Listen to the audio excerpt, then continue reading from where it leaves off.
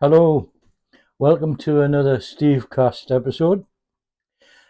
Please subscribe to the channel. That's what all the YouTube dudes say, so it must be important. I'm going to talk to you today about a song called Paris by Air.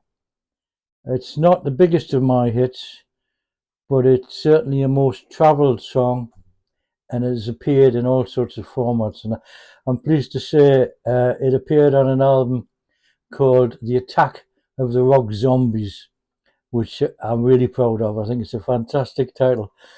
It sells for about 50 quid a pop on eBay now, that album. And it's along with a whole load of rock luminaries, zombies, one and all.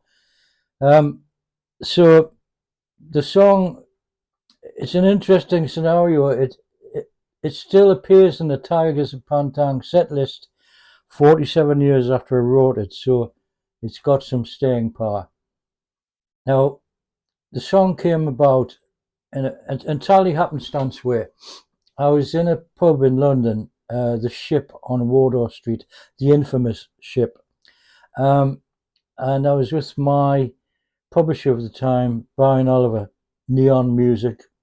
He was my mentor, used to give me loads of advice and tips, and we looked around the room in that pub and he said, you know, Steve, you can get your inspiration from many different places. If you look on the walls around here, there were posters of all sorts of things, and you could take your inspiration from any one of them, like that one there, King Charles, or something like that.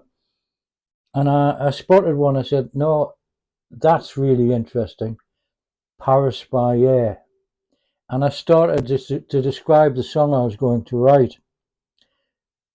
There's a poster on the wall that says Paris by Air, extolling the virtues of flying to foreign places. And there's this young girl on a council housing estate, can't escape. She just hasn't got the cash to do so, but she desperately wants to escape from that humdrum life. And I explained to Brian that's what the song would be about. And the song would be about a real person called Tony Halliday. I was working with Tony Halliday, writing songs and producing tracks, and I wanted to try to write songs that were more her, and this would be the first of in that category, because Tony had told me about her humdrum life in a council housing estate in Washington, on Tyneside, not Washington DC,